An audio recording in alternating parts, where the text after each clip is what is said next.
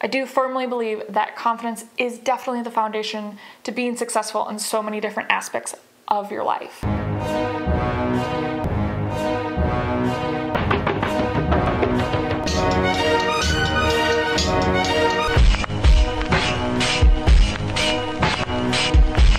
Hey there, fashion friends. I hope you are having a great day so far. Today, we are going to be talking about 5 style tips that I wish that I knew when I was in my 20s. I feel like a lot of the time in my 20s, I was kind of just searching for my identity, searching for who I was, which I think is pretty normal. I think it's just a really good time for self-discovery. When I was younger, when I was like a little girl, you know, middle school, high school, I had such confidence because I think I was in my family home.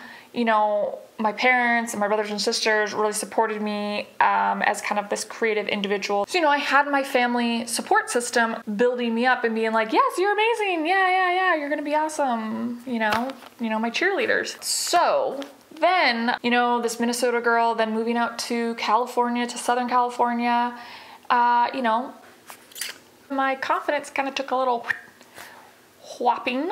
And yeah, I had to kind of start all over again. That is why we are here today. I would like to just kind of share some things that I wish I would have known in my 20s about style and just kind of about that kind of self-confidence, you know, that maybe would have fast-tracked me a little bit more in sort of my direction or in my sort of self-discovery. Okay, so number 1 is kind of specific to clothing. Don't compromise. Basically what I mean by this is just, if there's something that you want, if there's like a specific item that you want, then don't compromise. Like, don't go shopping with a specific idea of something that you want and then you don't find it, so you just buy something anyways that's like maybe not something that you would love as much. It's a lot easier when you don't have money, actually. So this should actually be easier when you're in your 20s and you're not quite making as much money. Like, I remember when I was in high school, actually, there was a point where I really wanted a pair of combat boots.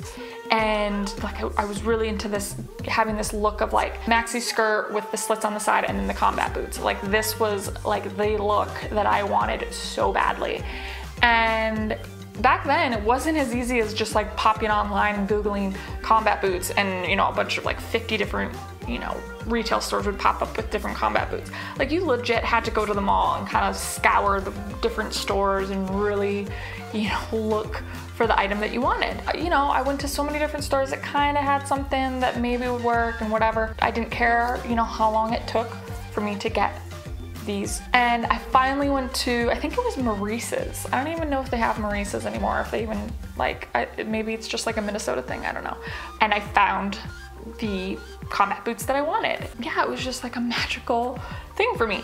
But I wore the crap out of those combat boots. I had those for years. I think I actually had them into my 20s. They're just something that I really, really loved. And I felt like it was something that became such a staple. And so whenever I added it to an outfit, I loved that outfit because I loved these boots. Yeah, I think people just make compromises too much when it comes to something specific that they want. They're just willing to kind of compromise and just kind of have a secondary thing, and then when they go to put it on, it's just kind of like, meh, yeah, and that's how you're gonna feel about your look. That's how you're gonna kind of feel as a person when you just make a compromise on what it is truly that you want for your style. So just have the patience to find something that you really, really love. So number 2 is don't compare. 'Cause nothing compares. I think this is just like an ongoing, lifelong thing that we all have to work on. I think because of social media, people are a lot more aware at the fact that comparing definitely ruins, kind of affects our happiness, it affects our self-confidence for sure. In your 20s too, when you're just trying to figure out who you are, it's like you're constantly looking at your peers, you're looking at celebrities, whatever it is, YouTubers, kind of for that inspiration.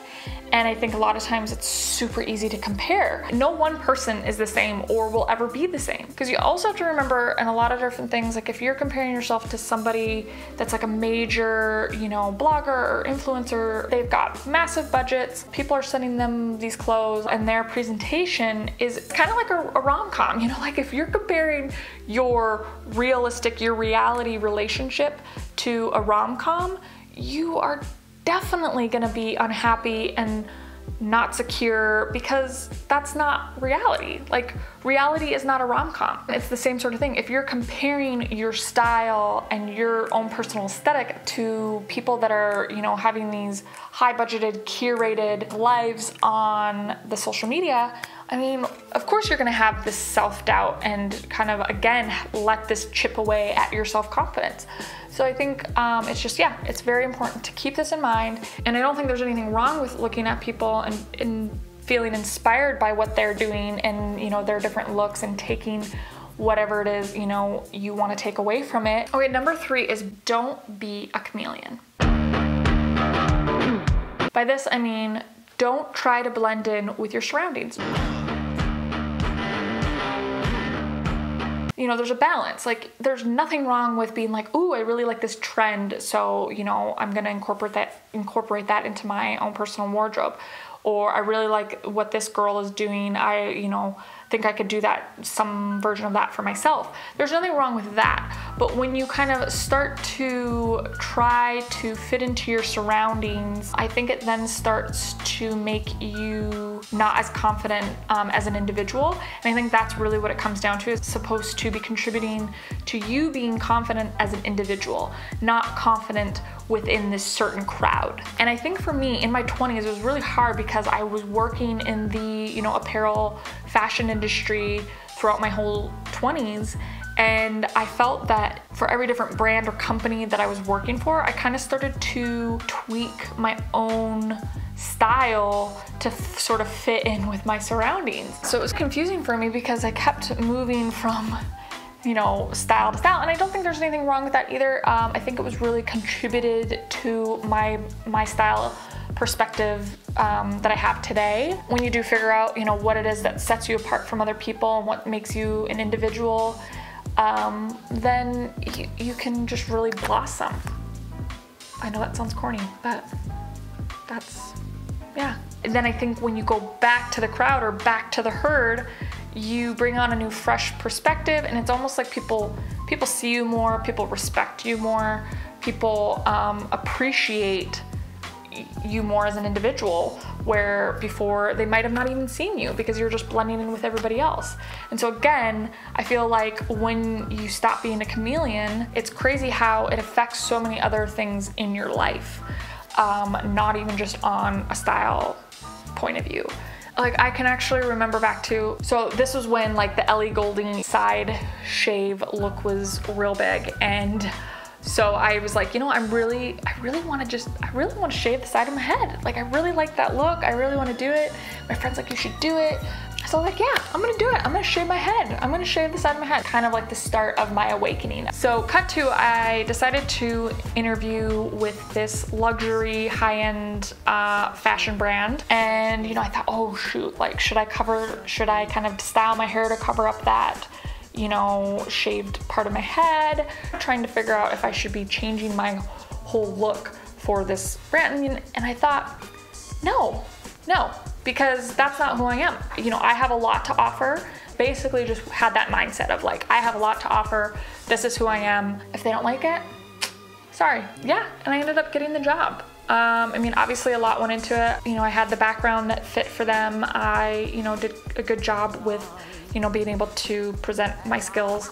But it was later that I then found out my boss say to this upper management, do we want to hire her? Does she, you know, she is kind of a little bit edgy. Like, is her style too edgy? And they basically just decided like, well, no, like, yeah, she is a little bit edgier, but I think she can bring a different, you know, style and aesthetic to the brand and kind of help elevate in that way. And had I gone in there as a chameleon, as trying to fit in perfectly with their surroundings, they might have just not seen me in the same way. So there you go. So I will say it definitely took me a while to get to that point. This is kind of more towards the end of my fashion career. I definitely had a lot of, you know, ebbs and flows in there. I'm definitely not saying that I didn't enjoy my journey. It's made me who I am today. I'm just saying that I do think that, you know, had I known some of these things early on, I maybe, you know, had been a little bit more successful early on. And again, success is not everything, and success can be defined in so many different ways. But yeah, just hopefully some of this can contribute to you and your confidence is really what I more than anything want you to take away from this, is just how can this kind of help me in my personal style and confidence, and see what kind of a ripple effect that has on your life. I think you've heard enough from me today. I feel like I went on a serious tangent. If there's anything that you want to contribute, if you wish you would have known in your 20s or 30s or 40s or 50s, please comment below, let us know. If you did like this episode, give me a thumbs up, comment below, share with friends, and subscribe for future weekly episodes. All right, have a fantastic rest of your day, and we will be chatting soon. Bye.